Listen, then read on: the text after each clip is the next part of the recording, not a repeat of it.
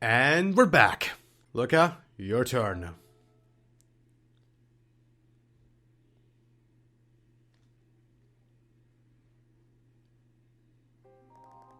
The USA's Ford is one of the world's leading car manufacturers. It has been responsible for producing legendary sports cars such as the Ford GT, best-selling pickup trucks like the F-150, and the hot hatches like the Focus, which was built in Europe, in the UK to be more precise. In other words, it's been involved in creation of all sorts of different cars. The first car appeared around the end of the 19th century, and before long they revolutionized the world. Ford played a leading role in this revolution by being the first to come up with mass production technology. In those days, not long after the very first car had been invented, cars were built one at a time with craftsmen moving between each unit on the factory floor. In 1908, however, Ford introduced the first production line, meaning that cars moved while the workers stayed still. This allowed cars to be mass-produced, which in turn made them dramatically cheaper. One of these cars produced on Ford's production line was the legendary Model T. 15 million Model Ts were built over a 20-year period. I'm pretty sure this car is in Gran Turismo 4, come to think of it.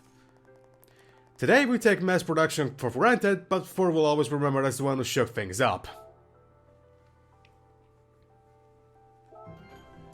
Chevrolet, because of course we can have Ford without Chevrolets. This time around, you'll be collecting Chevrolets. You may associate with the brand with SUVs, but Chevrolet also produces sports cars such as the Corvette and the Camaro. These three cars are all examples of Chevrolet's famously stylish design. Collect them, then come back and see me.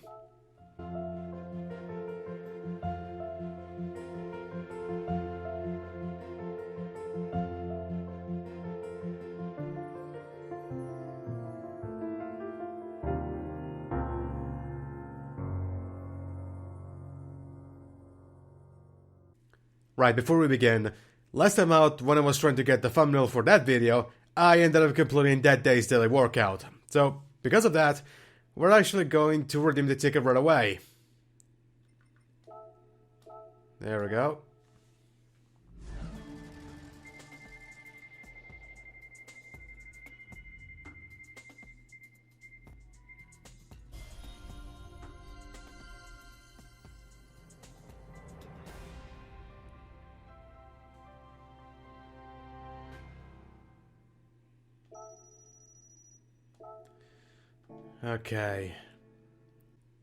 Okay, now we can get to business.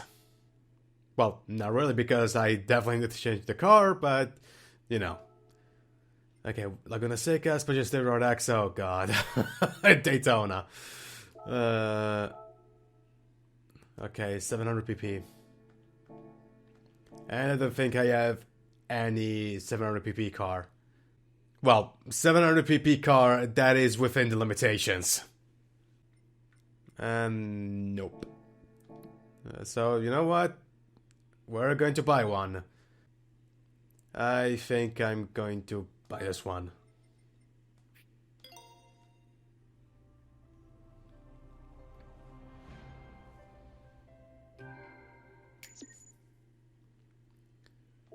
Okay, change to this car now. Of course, we need to tune it up. Anyway, let's go to the tuning shop. And see you in a little while. Okay, that didn't take long. Right.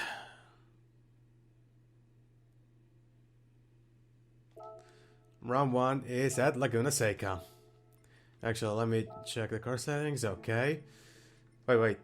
Did I... No, okay. Alright, let's go.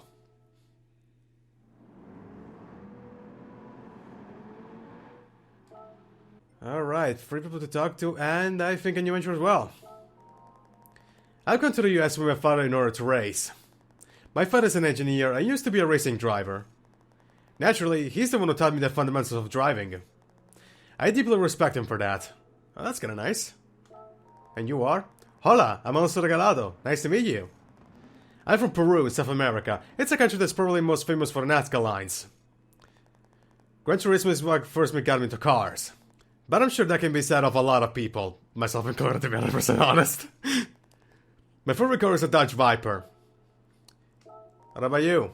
I drove a Viper at Laguna Seca in the IA6 Legend test. Jesus Christ, that took me a while to say. Taking that test is a good way to master the corkscrew corner. Alright, let's go.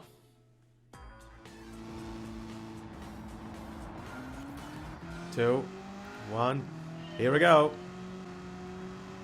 Past Felix. And speaking of America, yesterday was the Super Bowl, and congratulations to the Kansas City Chiefs for winning the thing. For the ones who don't know what I'm talking about, ooh, fuck. Get on the track again, there we go. For the ones who don't know what I'm talking about American football. And the Super Bowl is essentially the final of the NFL championship. Think of the Champions League final. Basically that. Or rather, think of the think the NFL season as the Champions League. Without home and away games. That's basically that.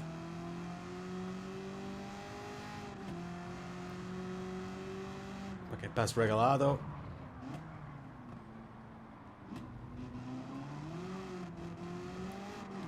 There we go.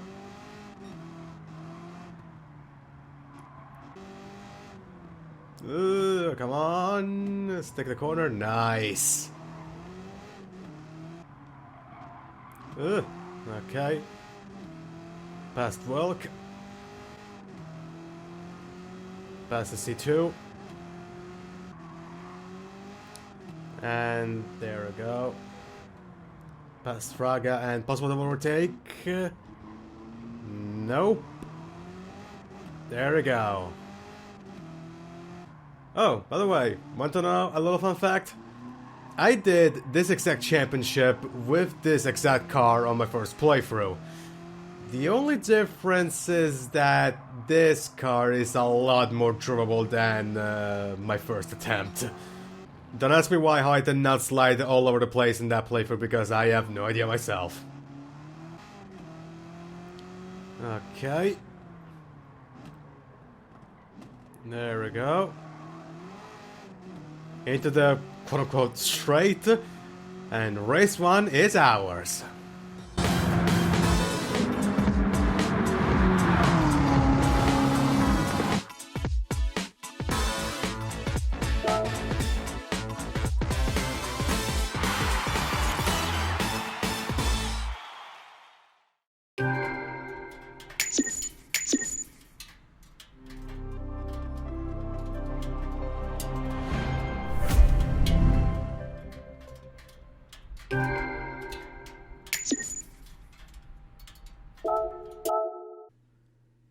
Okay, race 2 is at...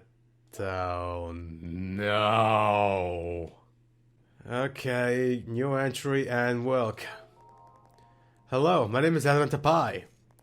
I love Mustangs, and I've come all the way from Hungary to compete in this race. If only every race was for Mustangs. You don't stand a chance in today's race if your car doesn't have enough power. It's also crucial to use the slipstream of the cars in front of you to reduce wind resistance. What about you? My dad and older brother are big Gran Turismo fans as well. We always love smashing each other's lap records. The experience I've gained from doing is fundamental to how I race today. Okay. Okay, let's go.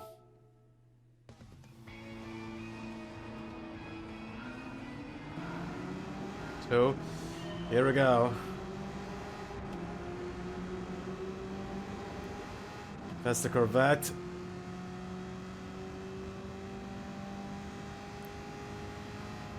Past Regalado. And the CR1. Isn't that the Transam car, to think of it? Cajal. The C2.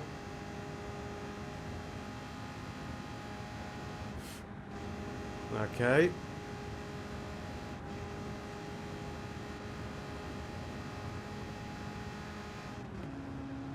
Oh, this thing has the...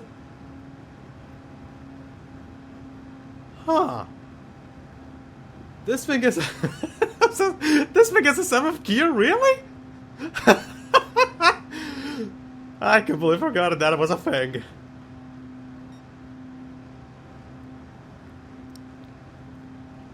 Anyway. past Solis.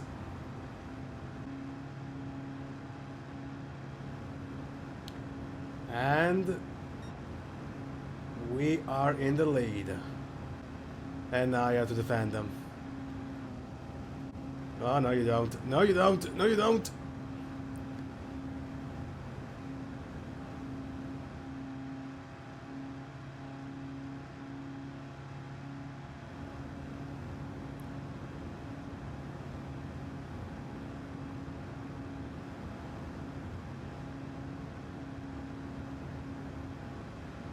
By the way, I know probably a lot of you have heard of this already, but for most who don't know, this track apparently was supposed to have an infield layout.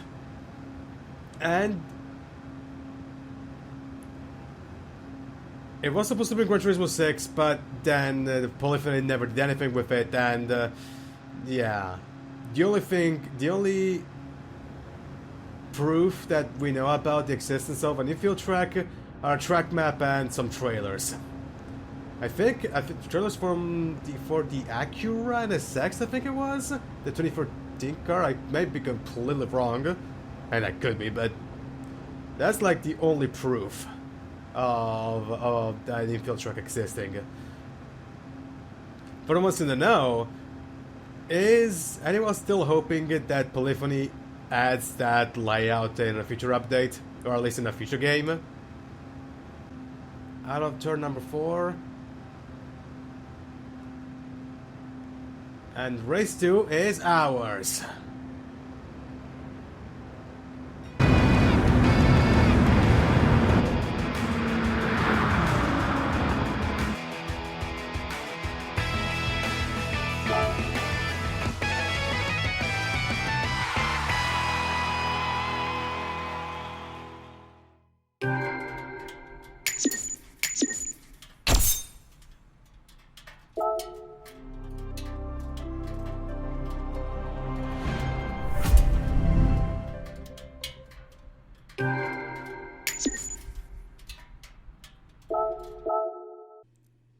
Okay, thank Christ.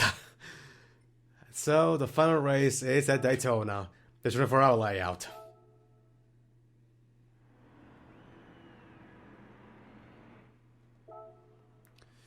Alright. I'm going to compare it to a Viper. On this track, the first corner is on a bank section, which makes entering quite tricky. If you turn the steering wheel too much, your car might enter a spin, and you might not be able to prevent it. That is something that I've been experiencing a lot in IndyCar racing too. Try to minimize your steering as much as possible, and be sure to brake only when moving in a straight line. Okay, what about you? What I love about Gran Turismo is how international it is. Take this race for example. There are drivers competing from all over the world. Alright, let's go. 3, 2, 1. Here we go. And this was actually quite topic considering that the Daytona 500 is a week away. There we go.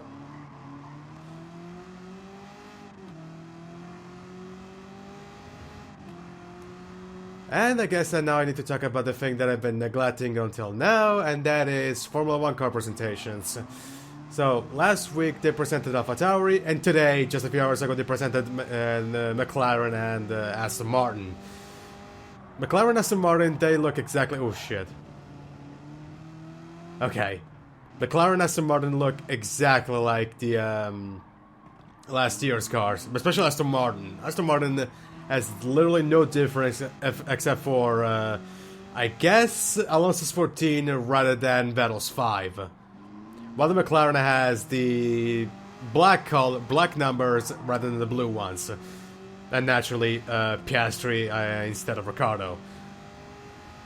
The AlphaTauri, on the other hand, is easily my favorite. Okay. Not only this year's AlphaTauri is the best scheme that they've gotten thus far, but also the best cars paint scheme, period. There we go. Oh, this one does not have the chicane like the NASCAR layout does. There we go.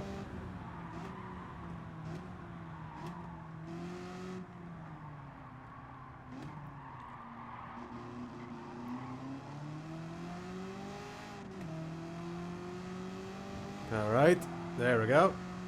So in my personal ranking, AlphaTauri is now first, Alfa Romeo is second, and Haas is third.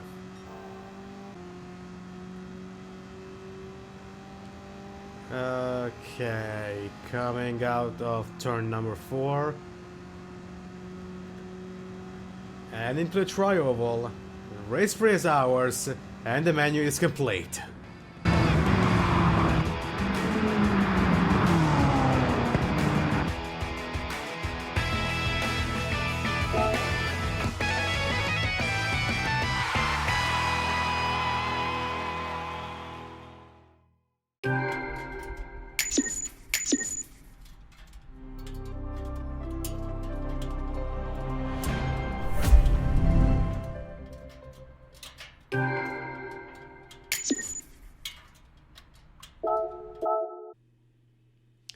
And back to the cafe. Actually, let me check one thing real quick. How many tracks have we unlocked right now? Okay.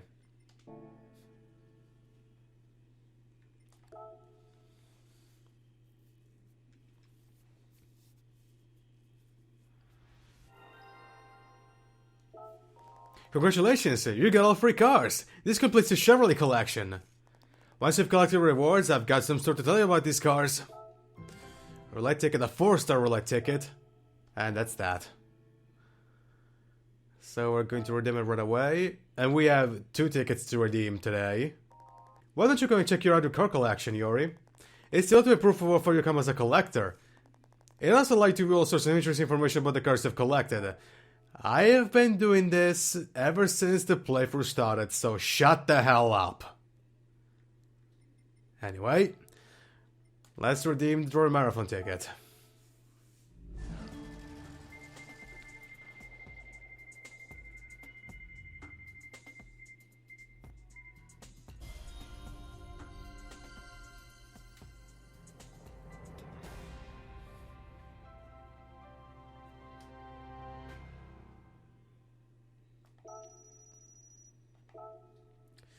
And now the 4-star roulette ticket.